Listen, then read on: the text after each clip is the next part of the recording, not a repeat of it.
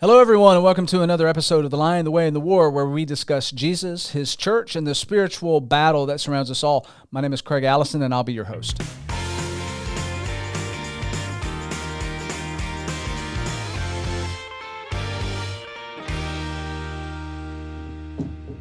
All right, joining me on today's episode is Shane Robinson, who is the full-time preaching minister at the Central Church of Christ in Dalton, Georgia. Shane has been married for 20 years and has been doing ministry for the last 17. He and his wife have 4 children, 2 boys and 2 girls, and y'all's nephew is also living with you guys at this time. Shane enjoys time with his family, camping, hiking, kayaking. Shane, welcome to the show. Appreciate it. Appreciate the opportunity. How old are your kids? 19 is my oldest son, 14 my oldest daughter, 12 daughter, and then 9 son. Okay, so from 9 years. 9 to 19. Mm-hmm. Yeah. And your son is in college right now, right? He is a freshman at Dalton State. Yeah. What's he studying? He is studying early childhood education. Okay. So wants to be a teacher? Mm-hmm. Cool. And you're also in school. Right. I am he's actually my son. Funny thing, he took credits in high school. So we're about the same level of schooling together, and we have 2 classes scheduled in the spring of 2025 together. I did not know that. That's kind of funny. Yeah, and it's kind of interesting because whenever I was in my early 20s or late teens, I didn't want to hang out with my parents, and so I think it's kind of interesting that he is willing to take some classes with me. You know, there's so much opportunity there for mischief and embarrassment for him, in the same class. I'm just thinking of all the things if I was, a dad and had my son in the same college class that I was in, that would not be a good thing. Yeah, because once you reach a certain age, you're not going to get embarrassed, but you can do right. a lot of embarrassing. That's right. Mm-hmm. That's right. So I wonder if there's going to be any hey, Dad, did you take notes today? Can I borrow your notes? I mean, is that going to happen? Yes. But not the other way around. You're not going to go to him and be like, hey, son. There'll probably be some threatening to kick out of group projects if he's not holding his weight. I wonder. I'm going to have to circle back with you on that because I'm super interested in when your professor discovers that you guys are father son. I mean, if I was the professor, I would definitely want to call that out to the class because that's kind of cool. Yes, his class this semester, he had a math class and I had a science class that were across from the hall from each other. So I did walk in on his class and embarrass him a couple times. Yeah, we'll see how it rolls. Son, did you do your laundry this morning? Your underwear is all over the place. Yeah, hey, that might happen. All right. So you are 20 years married, and you are a full-time minister, and I'm wondering, do you actually have time for your hobbies? You said you enjoyed camping and hiking and kayaking, some outdoor stuff. Is that, do you have time to do any of that stuff? I have found that I have to make time. Yeah. I have to make time for different activities. So right now in this season of life, I'm looking for 2025 and spring break, and whether or not my younger kids and their spring break is going to coincide with my oldest son and my spring break, so that we can take time away. So that would be like camping or some kind of time. Something else that I also do is I Sabbath as a principle. Yeah. And simply by that is I try to take off Friday afternoon and until Saturday night. Mm-hmm. I try to just spend time with family, spend time just relaxing and not doing much. So as a principal, I force myself at least once a week to stop. How long have you been doing that? I read John Mark Comer's book on the ruthless elimination of hurry a few years ago, so probably 2021, I guess, 2020. I had studied with some people who were not Seventh-day Adventists, but I don't know exactly what they are, but they had introduced me to some Sabbath principles, and I was like, I don't know about that. And then fast forward a couple of years, I read the book, and I was just like, this actually kind of makes sense that God commanded his people to stop. And there have been times in my life where physically, mentally, that God, I believe, has stopped me because I was trying to do too much. And so now every week, I look forward to a time that I can just stop and hang out. So I was having this conversation. It's ironic that you just brought this up. Yesterday, the day before, was talking about this very thing and why the churches of Christ, just and I know this is broad. Maybe a lot of people do practice, taking a day off during the week or somewhere to like practice more of a the Sabbath kind of thing. We don't do that. Generally speaking, at least I don't know a lot of people that do it. I mean, we just stay busy all the time. I do, and I'm just wondering what gains, because I can imagine a lot of them, but it's like, how do I fit that in? I know that this is my mindset, just thinking I don't have time to do that, but you've been doing that now. How, do you see benefits? Is there something there that the rest of us are missing? Well, I guess the benefits that I see, like Sunday's a big day. Yeah. So if I don't get any kind of rest in the 24 hours before that, give or take, it's going to wear me out. Yeah. And so on Sunday, I won't be in the shape that I should be mentally to do it. But I guess it's just something that I get to look forward to. Like I said, it's just a principle. It's not a religious practice. Right. So whenever you get to that next level, that I know there's a lot more details to it than people do. But like Comer in his book, he's done it in a few different books. As a matter of fact, the Live No Lies, Practicing the Way, and that was his newest one, Ruthless Elimination Hurry. Yeah. Just some of the things that he said in there that I thought were helpful. Like God had to tell his people to stop. Yeah. And sometimes I think that one of the reasons that we're not focused and making the best use of our time is because we don't stop. Sometimes, like during my day, if I have a lot of stuff going on, I'm wearing 4 different hats, a lot of different things going on with family or with work or with school. Yeah. Like a 20-minute nap does wonders. Yeah. To be able to stop and to regroup and refresh and to get started once again. It's one of the things that I've seen when I back when I was the campus minister, and we take a mission trip every year. And one of the takeaways by a lot of people was like, there's just a different vibe. They're not as rushed. They're not as hurried. They're not as stressed out. It's a simplicity. In the Dominican Republic, we've been there, numerous times.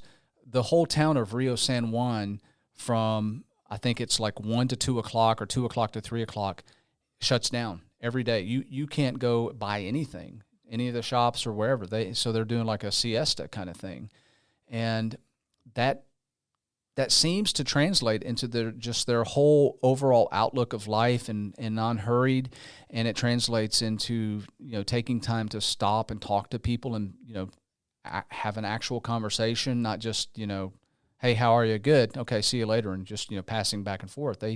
It's just a much slower pace, and it's built into their culture to maybe not necessarily for a full 24 hours, but it's built in every day where they are just stopping and not hurried. Mm-hmm. You have to prepare to stop. That's an important part, though. Yeah. I mean, it's not just like, all right, I'm done, I'm stopping. Like for me, Friday's a hustle. Yeah. And so I have a lot of stuff that I'm trying to do to accomplish by the time that I'm done, so that I can be done with whatever comes my way for the next, period of time. It's not to say that I don't have, like, we do life groups on Saturday nights. Sometimes we have a Saturday morning, like prayer breakfast or something. Then there's different things that are going on. Yeah. But like for me, Monday through Friday is the purpose of working hard to rest hard. Yeah.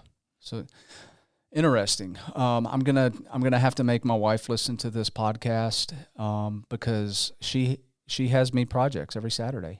Pretty much, yeah. Every Saturday, I'm working on a project, and you've given me the courage to stand up and fight back, to revolt. I'm going to raise the flag, the Sabbath flag, and say I refuse to work on Saturday.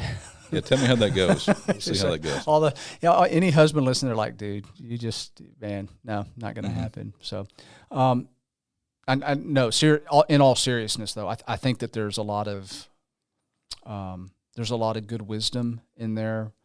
God set that pattern himself. He rested, and man, I think I think we'd be a lot healthier and a lot more easygoing if we didn't try to schedule every single day that we have to be doing something. Mm-hmm. So, John Mark Comer, what's the name of that book again?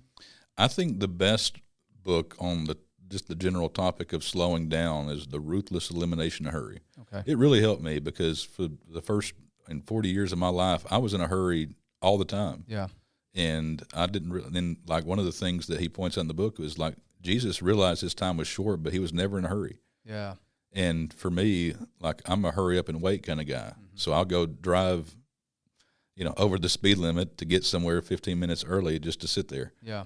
And so for me, like there's a lot of times, a few months ago, for example, actually last year, my family and I went on a drive, a fall drive to see the colors, and we went to Buc-ee's in Calhoun. You ever been to Buc-ee's? Oh yeah. Okay. Yeah. So it's a whole hour. It's an experience yes. too. Yeah. And so we went there, and it was packed out. So for me, I go into dad protective mode. Right. And so I'm trying to watch my kids, especially my girls, and all these people in there. But like I rushed the whole thing. Yeah. And my wife afterwards, she's like, "Man, we drove the speed limit. We just took in all the fall colors. We get to Buc-ee's, and you go into like crazy dad mode and ruin it." And it's just like yeah. I need to slow down. And so there's a lot of times in my life that I've just been in a hurry for no reason. Right. And in Comer's book, and you can find this if you just type in on Google, The Ruthless Elimination of Hurry, Slowing, and there's a chapter in there you can find on PDF that it gives actually some practical things to slow down in life. Okay. And that was really helpful to me. Yeah, if we think about it, we'll put a link in the bottom part of if you're watching this on YouTube, there at the bottom of the description, if we can remember, there may be a link down there. By the way, this is going to be, we're going to try to get this out. This is our Thanksgiving Day special. So we may release this a day early. So if you're listening to this on Thursday, we were good on our word. We did what we said we were going to do. All right, Shane, what drew you into ministry? That's a good question. So I didn't become a Christian until I was 22. My 8th grade, 9th grade year, I started smoking pot, got in the wrong crowd. I dropped out of high school. I got into a lot of physical labor jobs and just really, I thought I was going to be a welder or a machinist. And my grandfather was a gospel preacher for a number of years. My parents, my dad grew up in the 70s, long hair and muscle cars. Mm-hmm. He didn't fit in to the culture of the church at that time, and so he was kind of the black sheep. So he didn't really have a relationship with the church whenever he met my mother, and he's my stepdad. I call him Dad. But anyways, his father was a gospel preacher, and they had an influence on me throughout my early childhood, but they passed away in late 1990s. So my grandmother in 98, my grandfather in 99. I obeyed the gospel in 2003. Okay. And so after that, there was a couple of events that took place. C.G. Griffith, the late C.G. Griffith, who was a preacher at several places around the North Georgia, Chattanooga area, he baptized me and my wife. And I guess about 2 or 3 months after I obeyed the gospel, he said, "Hey, Shane, the teen class teacher didn't show up today. I need you to go teach class." And so I was like, "Okay, what do I do?" He's like, "Well, just go in there with your Bible." And so that was like step one, that I taught the teenage class. And then about 6 months later, or maybe 3 months later, I got the opportunity to preach on a Sunday evening. And then I started to think about pursuing ministry. Okay. And as I think about it, a couple of events that took place, one was before I became a Christian. So in the early 2000s, I had a close friend, who was a couple of years older than me. I hadn't talked to him in a couple of years at this time, but he died of a drug overdose. And of the group of friends that were at his funeral, I was the only one that got up. They had this sort of, anybody wanted to say something about, your friend? Does anybody want to say anything? I was the only person that got up to speak. And so that was like public speaking. I never really had a fear of public speaking and getting up in front of a crowd. Yeah. But then once the opportunity came for me to do it in a religious context, I thought, well, this might be something I would want to do. And the second part to getting into ministry was a guy that I worked with. I worked at Bluebird, and he was I drove rivets and rub rails on the side of school buses, and he was my bucker. So he had a piece of metal that he would hold, and he was a Baptist, and he kept on telling me, well, if you're going to be in ministry, you got to be called. You got to be called. And I was just like, yeah, I don't even know what that means. Yeah. And I was like, and finally one day I said, what does it mean to be called? And he says, if you can't read your Bible without wanting to share it with anybody, you know, if you don't have that burning desire to share what you study with others, you're not called. And so for me, I was just like, well, you know, that makes sense. I might not use the same terminology, but I really want to share the Bible with others. And so that was sort of, I guess, my calling into wanting to pursue a career in preaching. And so you've been doing that for 17 years? Since 2007. Okay. So I'm not good at math. Okay. Well, 2017 would be 10 years, and so 17, 18, 19, 20, 21, 2, 3, 4, 5. Yeah, right at 17, 18 years. Yeah. So you were how old then when all that happened, going back? 22. 22 years old. 22. Okay. Yeah, so pretty young.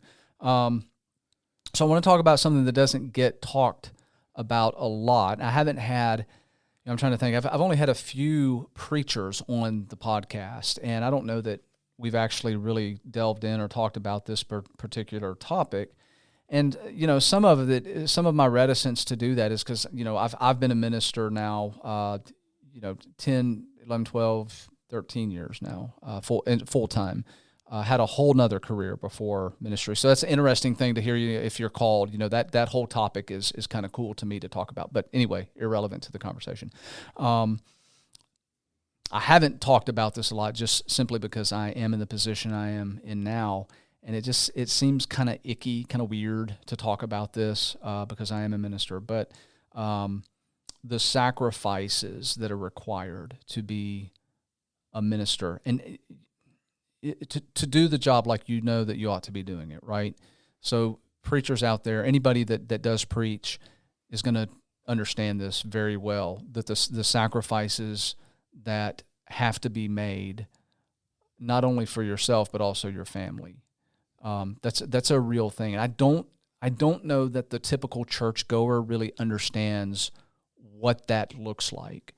And I think, I mean, you know, if I can just say this and put myself out there just as a way of maybe just having an appreciation for those church people who do listen to this podcast, to appreciate your minister, to appreciate your preacher, because you may be aware that, yeah, of course he sacrifices and stuff, but to the extent, I don't think many people are aware.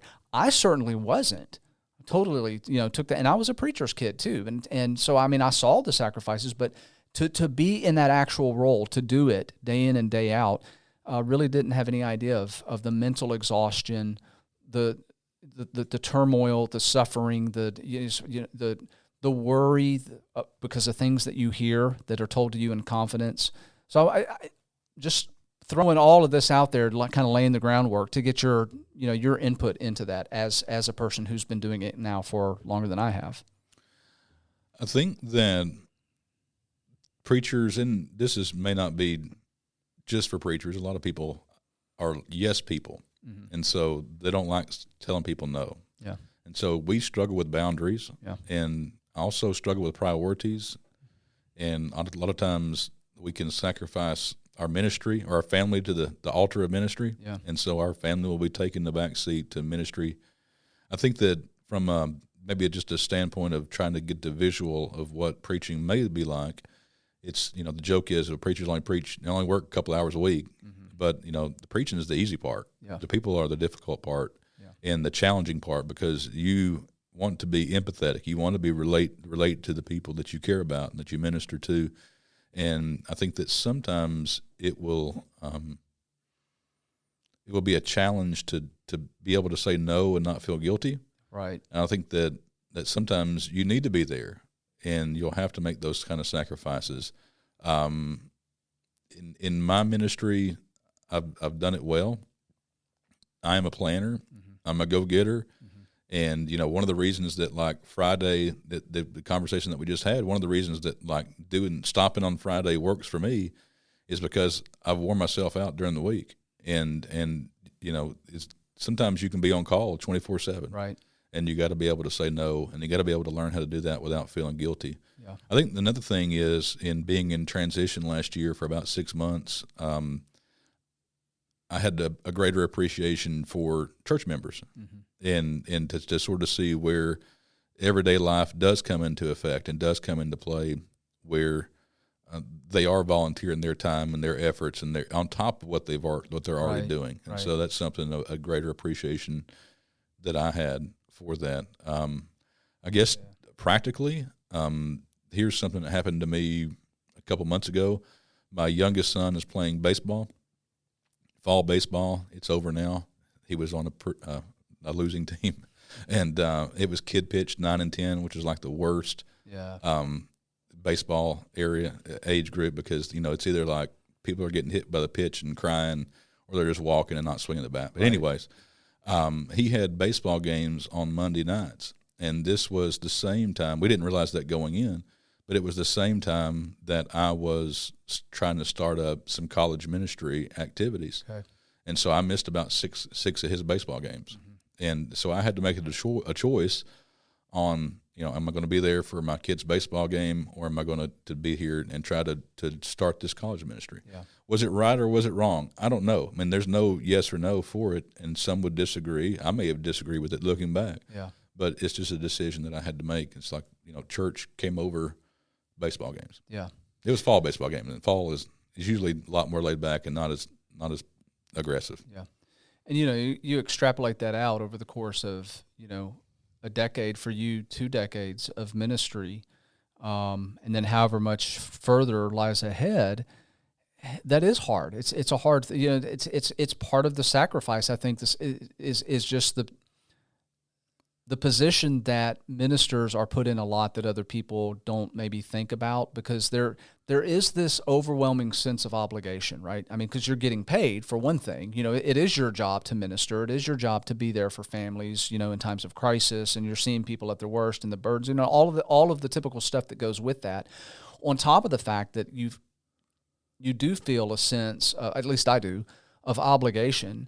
And so oftentimes what I think is the right decision on certain issues, like, yeah, I absolutely have to be there, comes at the expense of family.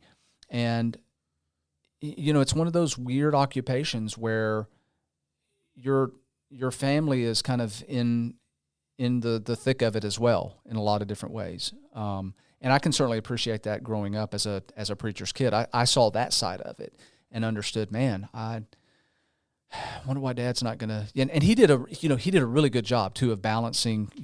But I know he was stretched incredibly thin because he was all the time there for. I'm trying to think of a vacation that we took as a family that didn't get interrupted or something like that. So it's that type of thing that other people may not realize. One of the other questions I wanted to ask you though is there's this perception that preachers are like not prone to the same kinds of temptations and struggles and issues that everybody else is. And, the tendency to put preachers up here on this pedestal, which is absolutely, I think, part of the problem, and ministers are looked at as, you got to be better than us, right? But we do struggle. We do, like everybody else, we have our own issues. So how does that get navigated for you? That's actually something I've gotten in trouble with quite a lot over the years. For example, in my first internship in North Carolina out of school, I went to a church in North Carolina, and I was given the example of a time that I was trying to become all things to all men. Mm-hmm. And the guy that I worked with at the time that I became a Christian, we were partners at the construction job that we'd worked for a couple of years, worked out of town a lot. When I became a Christian, I no longer drank beer with him, and a lot of our relationship had struggled. And so one night, instead of going and drinking beer with him, I went and got me a 6-pack of O'Doul's, a non-alcoholic beer. Mm-hmm. And I told that story of as an example of trying to become all things to all men. And man, I got in trouble. Mm-hmm. And there were some people that coming out of the woodwork saying, "Oh, you can't do that." And so for me, for the next, decade, I was very hesitant to say anything about my past or about my struggles. Yeah. But I found that it resonated with people And for example, I did a gospel meeting several years ago in South Georgia, and the title was on do-over. And I remember one of the greatest compliments I ever got from a lady was there, and she said, "Well, Shane, I've been coming to church for all my life, for decades, and you're the first person that I've ever heard that really cares for people and wants to help people." And I've always remembered that. And so for me, I would much rather be vulnerable and get people upset for not understanding, my motive and intention. If I'm going to do that, it's to try to help people. Yeah. I'm not proud of the things I've done in my past, but those things have been forgiven and changed from, and I'm hope to make people not make the same mistakes, where if they do, they realize that the grace is there for them. And so for me, it's a real struggle to not say too much, because you can. Right. But then to say too little, because then you're no longer relatable to your audience. Yeah. I've heard someone say one time that, there's a type of preacher that can preach on hell, and it's almost like he's happy that people are going there. And there's a person that can preach on hell and be sad and miserable. And I want to be the latter. I want to be the person that, look, I don't want anybody to go there. Yeah. And that we're all on this journey together to not go there, kind of thing. And so for me, I've always felt if I'm going to try to balance this thing, and I'm going to lean in the direction of unintentionally offending people who are comfortable in the pew, and to try to reach the person who is struggling, because there's pain in every pew. Right. And there really is. I mean, there are people who are hurting. Every time that we assemble as a church, there is someone with some kind of struggle. Yeah. And so if I can, in some small way, try to open up that door, I'm going to try to be a minister who can relate to people in their struggles. Related to that, part of this conversation is because if you are a relatable person, people see you as an individual who they can go to and share their burdens with, share their struggles with, which oftentimes, the role that ministers play, that's part of it. I mean, the word itself is minister. It means, to give, to help, to, be an aid to. So we see for many preachers, for many ministers, we see the worst issues that people are struggling with. We see the things that, are just ripping their souls apart, and just the pain and the turmoil and the agony. And so they come to us, and it's things that cannot be shared with anybody else, because we are told these things in the strictest of confidence. And so you're dealing with that, and you know all of these struggles that people have, and you're trying to walk beside them and help them through, and be a good a good source for them and helping. So all of that kind of, after a while, man, those burdens pile up. I mean, it's a lot to carry, right?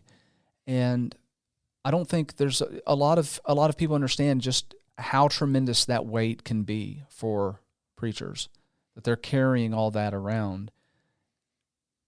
Where do they go to? That's the thing. And I see a lot of ministers who are just burdened with all of the stuff the baggage that they have to carry, but oftentimes they themselves don't have an outlet with their own stuff, because again, we have issues too, right? I mean, we struggle with our own stuff. And so it's almost like a catch-22. It's like, well, if I can't go and talk about this stuff because I'm, held to this higher expectation. I shouldn't have these issues, but I do.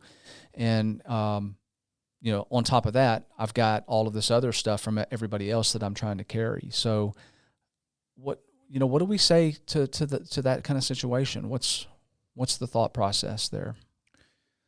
This may go back to the previous discussion that we just covered about relating to ministry and the problems. Mm-hmm. And so we all have problems and families, and so if you were to be an EMS worker, you can go do a very difficult job, right? But then you can come home and maybe talk to your spouse or maybe something, and next day. But church ministry, you're dealing with all kinds of problems, and you don't want to bring those problems home, mm-hmm. because that's your family, right? Essentially. And so there are struggles. Here are some red flags and or places to avoid in what I would say if I was sitting down to a preacher to say, you need to have an outlet. Mm-hmm. Okay, substances, no, it's not going to help. It's actually going to make it worse. Right, sure. Your spouse, you want to be able to have a conversation with your spouse, but you also want to be able to be an encourager to your spouse. Right. And women, in my experience, can handle things a lot more emotionally than men. Mm-hmm. And so whereas to illustrate, we can sort of take it in stride, and it may not be, and then we just get it off our chest. Well, if I were to tell my wife something like that, she may hold on to it a lot longer, and I would bring on stress for her. Yeah. Another member of the church, that would not necessarily be the best. Now, if you would have an eldership at your congregation that you could help and that you had that kind of relationship, that might be a way to do it, but it's still not ideal because it's in-house kind of thing. Yeah. And so for me, I think that the way that I would point people to would be to a friend outside of ministry, outside of the church that you're with, whether it be another preacher or someone that you know. For me personally, I go to a licensed therapist, and there's no shame in that. And I have been open about that, and I don't have any apologies. Yeah. And I've been on various medications over the years. I'm currently not on any medication, but there have been seasons in my life whenever it's just been overwhelming, and I need a little bit of something to help with my anxiety and dark, thoughts. But for me, a licensed therapist that I can talk to, preferably someone from a Christian worldview. Right. Now that's a very broad term.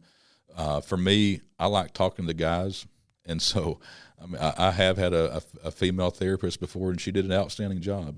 But currently, the guy that I talk to, and at this point, it's like once every couple months, I might talk and go in, and he's the one that actually encouraged me to go and pursue a counseling degree.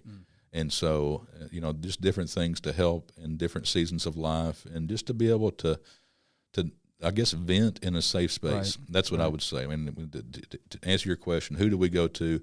Someone that you can vent to in a safe space. Not somebody that's necessarily going to answer your questions, but someone that's just going to allow you to get stuff off your chest. Yeah. And because sometimes, there's some pretty crazy and far out there ideas or things that I have to say, and if I can say that to somebody and not say it to a congregation, it's going to help me. Yeah.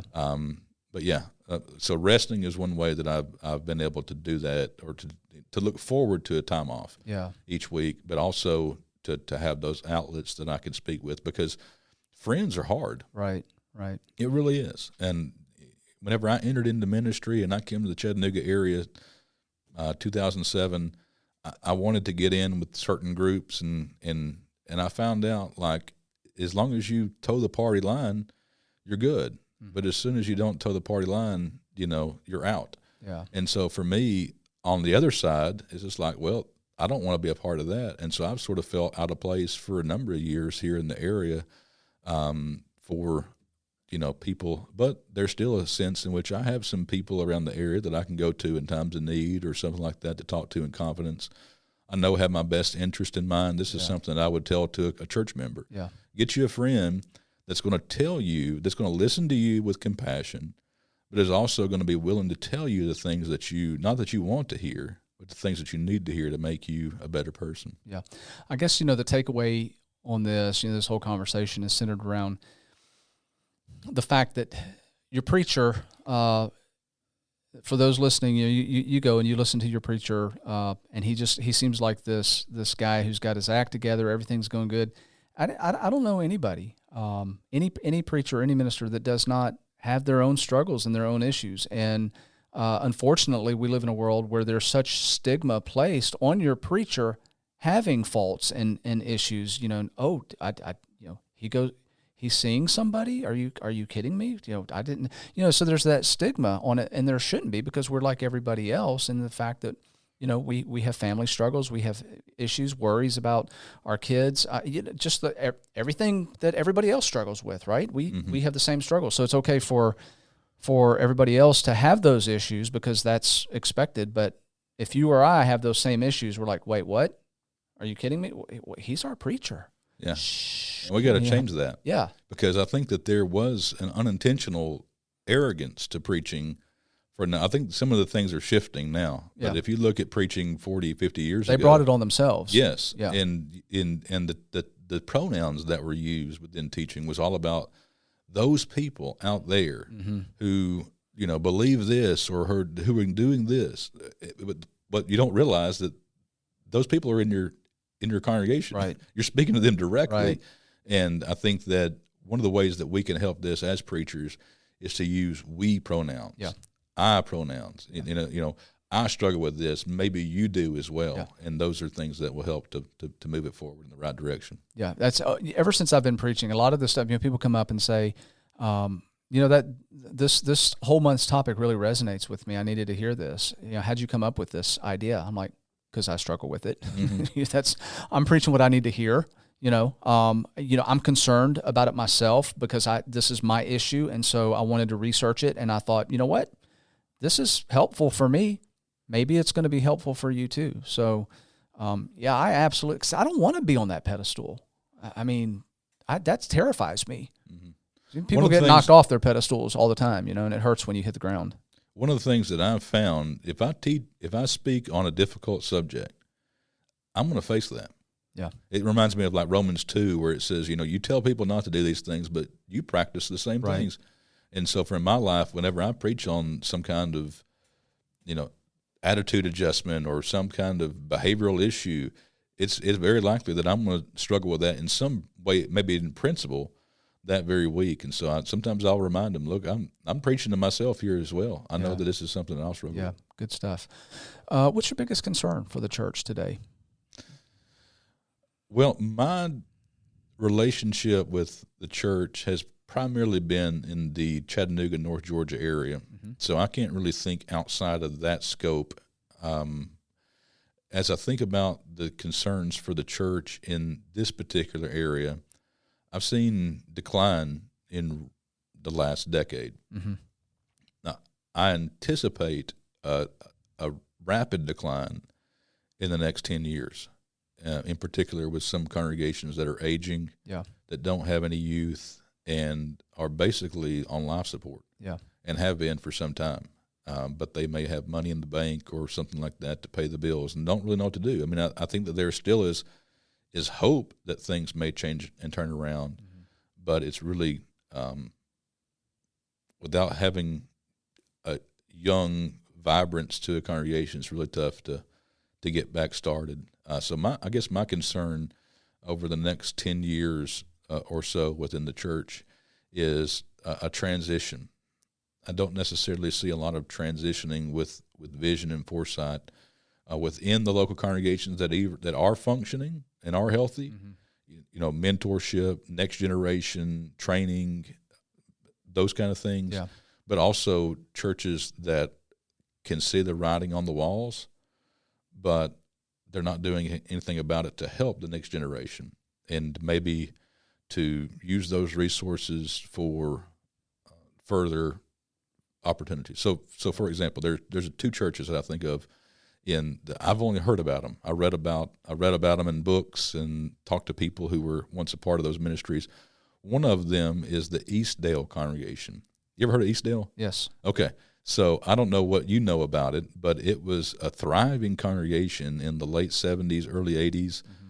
And then within a short period of time, I mean, it's gone. It's a funeral home now. Yeah. The building is. Yeah. But I think about some of those churches that were really booming, and then, they no longer exist. What happened?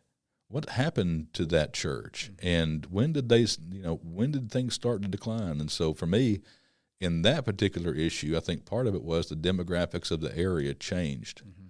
And to relate that to churches today, I think that churches really need to consider the demographics of the community that they are in.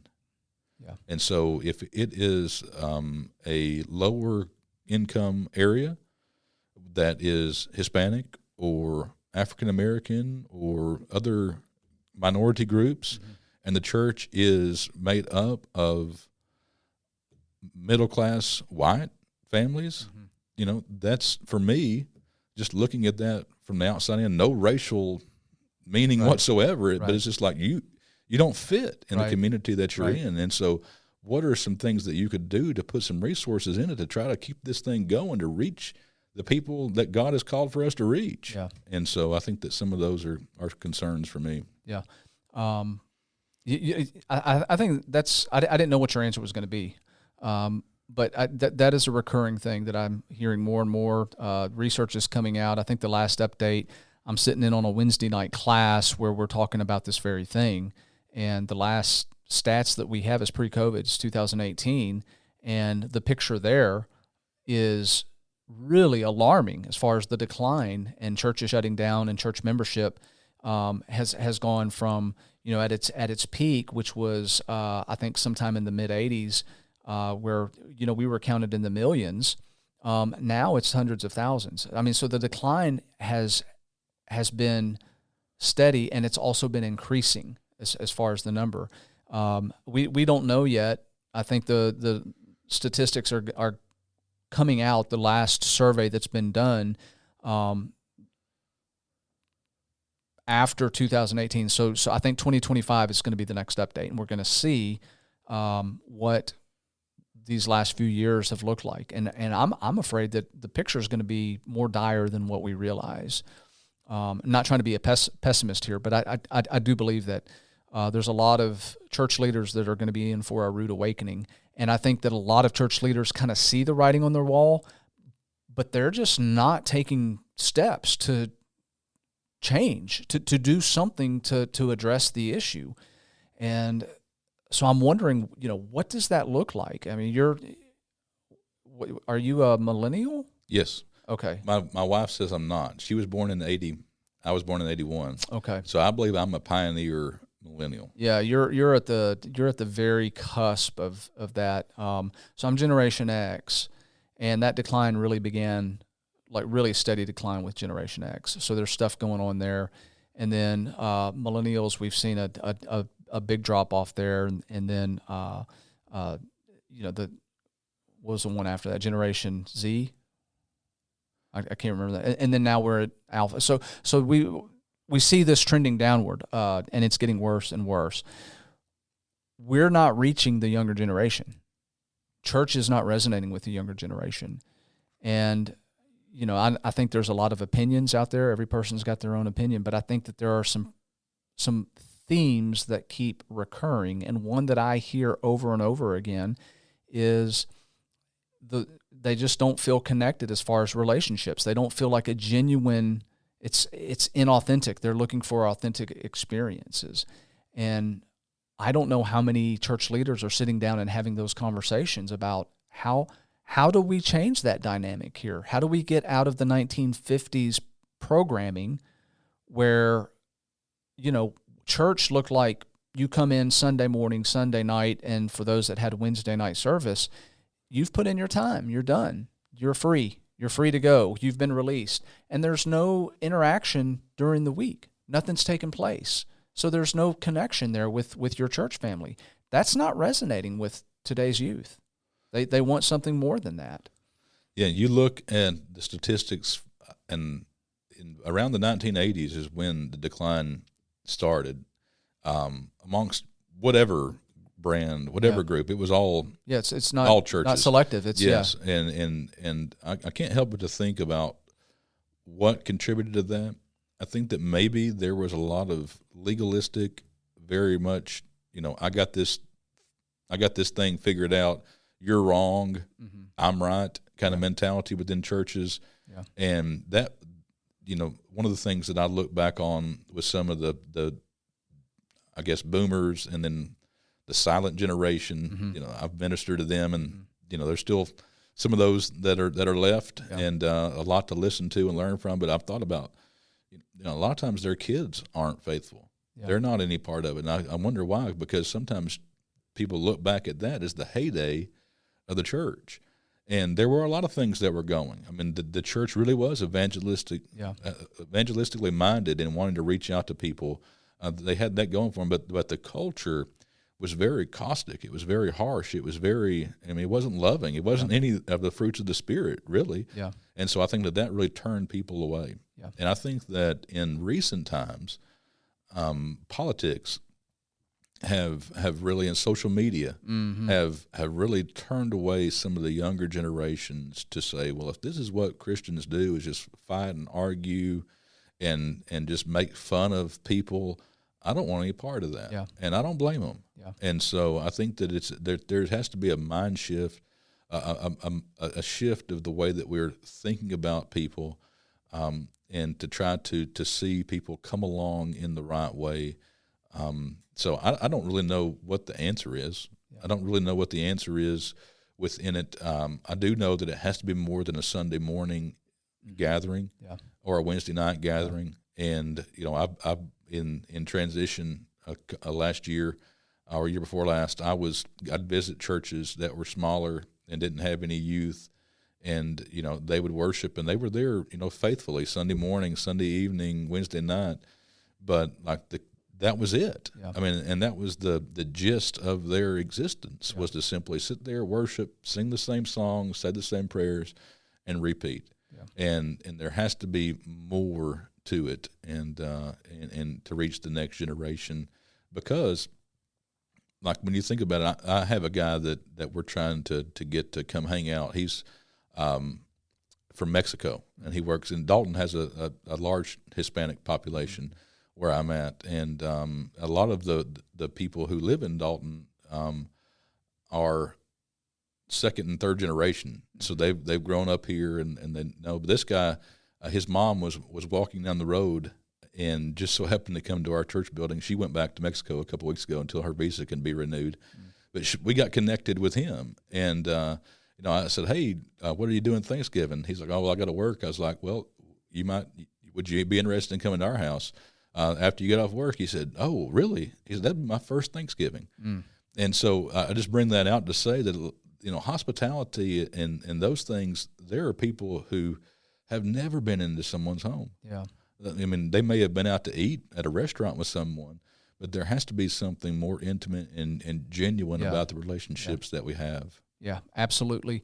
You and I had talked a little bit before the podcast. We were talking about small groups, and that being, I believe, not the answer, but part of the solution for the sustainability and growth, and not just surviving but thriving of tomorrow's church.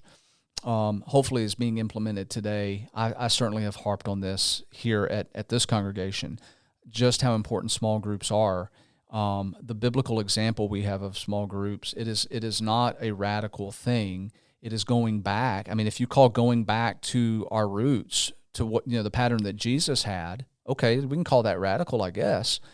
But it's what worked in the first century. It's what has worked at the Student Center, and I believe that it is one of the things that is going to be absolutely necessary for the survivability of the church. To turn this tide, there's got to be stuff going on through the week where we're connecting with our church family more than just coming in on a Sunday morning, because it's a lot more likely and less intimidating, I'll add, to ask a person who maybe you work with, somebody that's unchurched, somebody who is not familiar, with the Bible and the good news, the gospel, to ask them into your home, that hospitality piece of it, to be part of a small group, develop that relationship, and then, they're going to know, who knows, 10, 15, 20 people that are part of that small group, they're comfortable with it, and then they're invited to church to worship with you, and then, they're part of that membership.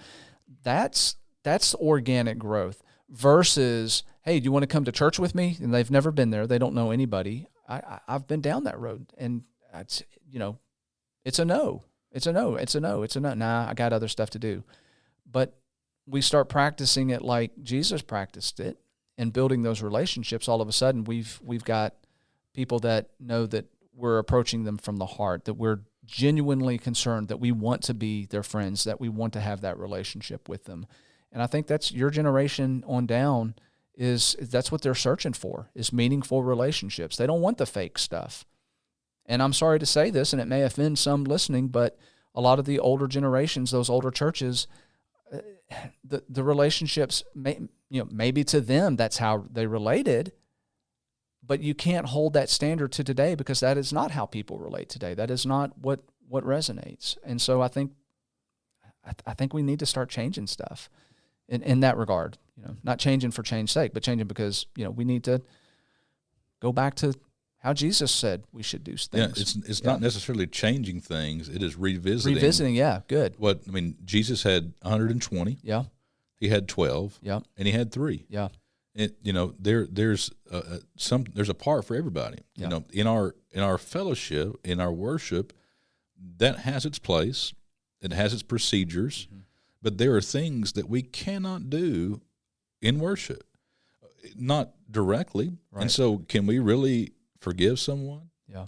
Can we really bear one's burdens? Yeah. Cry on each other's shoulders. Yeah. Can we really fulfill those one another commands in Scripture? Well, no. I mean, you can maybe in small part, but not in a focused way. Yeah. And even in 12, there were the 12 that Jesus excluded others to be with the 12, right? And to have those conversations with them when they would say, "Hey, what's that parable meant?" Or why couldn't we do this? Well, that was a time for him to have that relationship building, and then even smaller, where you had Peter, James, and John, you had those connections that were a lot more deeper and a lot more connected. And so, whenever I try to think about this just in concept, you need those 3 people, you need those 12 people, you need those 120 people, and so there's wisdom to it. And I think about it, Larry Osborne's book, Sticky Church. He is the pioneer for the small group model in America, and he's the one that pioneered sermon-based small groups. And one of the things in his book that he talked about was he used a Lego as an example. And he says you can only have so many connections in life. And so I think that small groups allow us to have those connections and to really be able to do more than we would not be able to do otherwise. Right. So, for example, this Sunday, my wife wasn't feeling well. Her blood pressure was up, and she had some concerns. And so we didn't go to small group after service on Sunday. And we took her to the emergency room to get her checked out. And by the time I got home, there were like 4 or 5 people out of my small group that had sent me a message and say, "Hey, give us an update." Yeah. And that was because they realized we weren't there. Right. And so, you can't really, you can do that on a larger scale, but even then, my wife is very private. Yeah. If we were to have something, she wouldn't want the whole church to know. Yeah. Yeah. And Good point. Same with us. We have within our small group prayer request that just goes to our small group that is meaningful, because I know those people know me, we know them, and it's just real. And that's not taken away from the larger corporate body, but it's just impossible to have that type of meaningful relationship with 250, 300 people that you can have, again, Jesus' example, with the 12, and then even more so with the 3. Yeah, good stuff. All right, so I'm trying to, we're going to try to put this out. I can't not talk about this, and this was something I added to it, but I want to talk a little bit about, as we close out, gratitude, being grateful. Genuine gratitude makes the things we have, this is my opinion, genuine gratitude makes the things that we have more meaningful, and the things that we want far less important. And I'm thinking about this in terms of being grateful is like a decision that we make. Like we wake up each morning, we decide, I think we have to be intentional about it. We decide, I need to be thankful for today, in spite of the ups and the downs, in spite of, not having the things that I may want. I'm going to be grateful in spite of that, right? And so I'm thinking about our current society and I don't know, this may be too strong of a word, but like just this sense of entitlement, like the world owes me, I deserve to have this, and how that brings chaos to the meaning of what the gospel is all about. So as a minister who has been doing this now for 17 years, so long enough to see kind of where we've been at and like just the overall feeling of gratitude and thankfulness that people had that didn't have a lot, versus now we seem to have everything at our disposal, at our fingertips. And it's like, yeah, I deserve that. And where's the rest of my stuff while we're talking about it, right? What's the impact there that you've seen that have on society and specifically culture within the church? Well, gratitude is something that I struggle with. It is something that I have struggled with for some time. And part of that is because I tend to focus on the past and on the future, and I fail to live in the present. Mm-hmm. And so in recent years, I have tried to not look over my shoulder to wish something should have been done or should not have been done. I don't try to look ahead too far to say, well, looking back, sometimes I'll say, well, we didn't have enough people, or I wish more people were there. And I just never focused on the present, on who I have there. Yeah. And sometimes I think about the future, about what will be, or what, all these different dreams and aspirations. And I fail to focus on the people that are around me. Right. I am 43. My mom died at 54 of cirrhosis. My grandmother died in her early 60s of lung cancer. My stepdad died in 2022 of COVID. So a lot of the people that are a major part of my life are no longer here. Yeah. And so my Thanksgiving this year will be surrounded by family. Mm-hmm. And, over the years, I'm the oldest of the children, mm-hmm. and everybody comes to our house. And so there's a lot of that, but one day I won't be here. Yeah. And so it's appreciating the little things in life. And so that's what I would encourage people to do, is to try to express gratitude, or realize it first by the things that you have, not what you don't have. Yeah. But then to try to express those feelings and those thoughts. I think about people in our congregation every week who it's a struggle. So there's one lady who's named Charlene Holloway. She lives in an assisted living home in Dalton, Georgia, and she's there every Sunday, but she don't drive. Yeah. Somebody has to come pick her up, and there's a handful of others. Yeah. She's widowed. She's in a wheelchair. There's a handful of other people who are there every week, and so for me, I think about that. I need to be expressing how thankful I am for just the people who feel insignificant, mm-hmm. who that their life doesn't have meaning, to try to encourage them in some small way. I think that's one way that we can do better. I know that personally in my ministry, whenever I feel down, or I get in my feelings and feel like, woe is me, the world is coming down. I call it Eeyore syndrome. Yeah. Oh, poor me. Yeah. All you got to do is go to a nursing home. Yeah. All you got to do is go to a hospital. All you got to do is go to some DFACS or some food bank. There's all kind of opportunities to see the struggles that people have to put life back into perspective. Another thing within this that you alluded to earlier was, something I struggle with as well, is having a victim mentality, mm-hmm. or a sense of entitlement. Yeah. Nobody owes me anything. Yeah. Life is hard.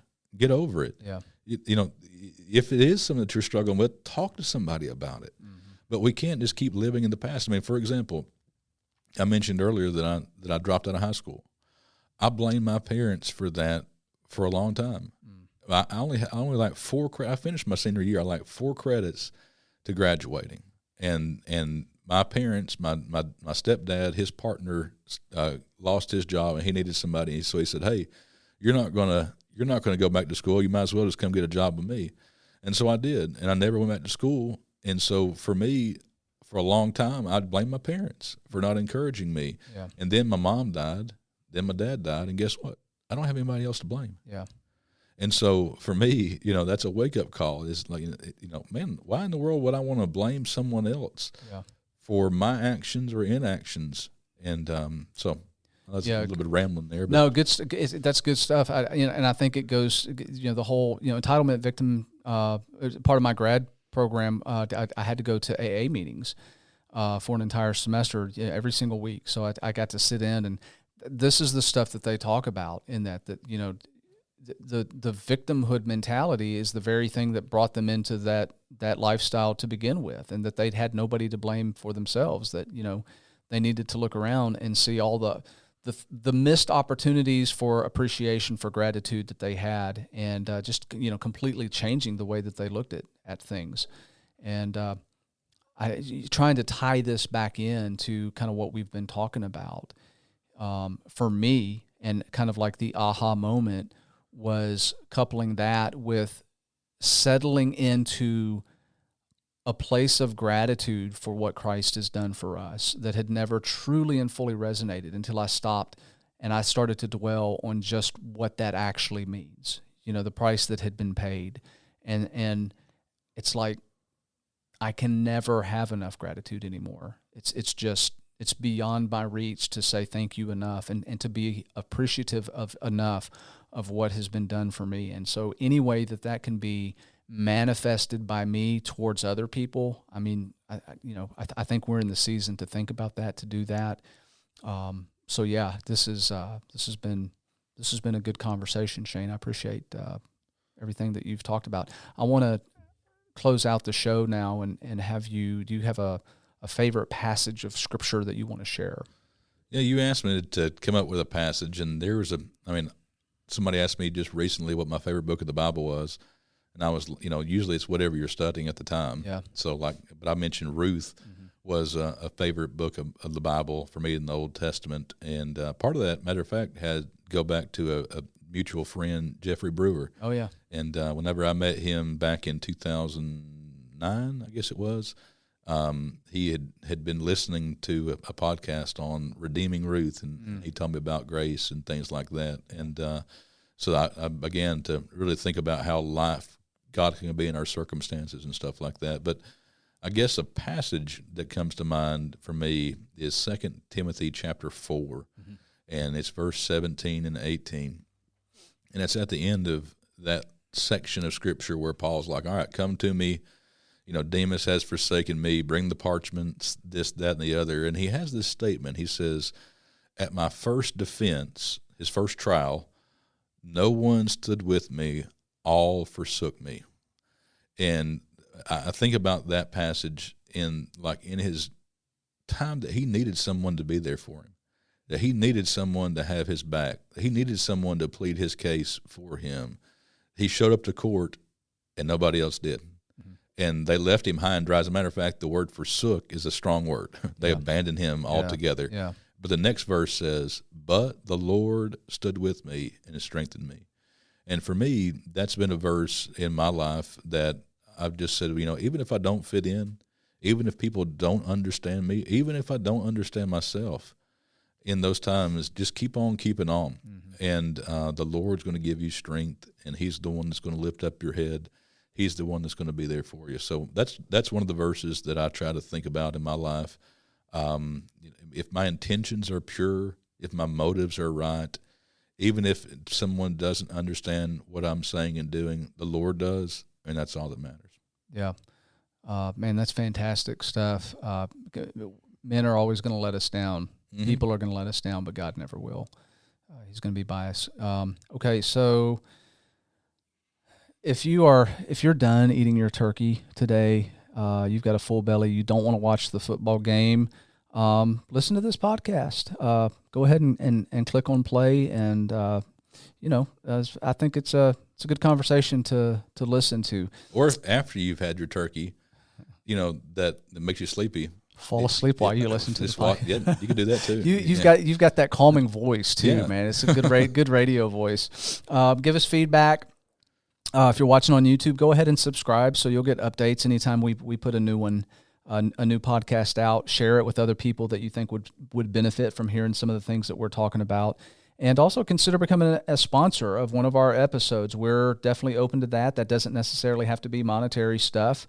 If there's something there that you want to get out and have other people listen, maybe you've got your own podcast that is worthy of being listened to. It's got good content. Speaking of good contact, Ministry League is one of our sponsors, and you see their app there on your screen. If you want to download that to your phone, they've got over 100,000 downloads now and counting. They've got incredible resources for people. So consider being part of their program. We appreciate their sponsorship so much. Until our next podcast of The Lion, the Way, and the War, Love one another, be kind to one another. Remember, the creator of the universe loves you so much that he gave up his only son for you.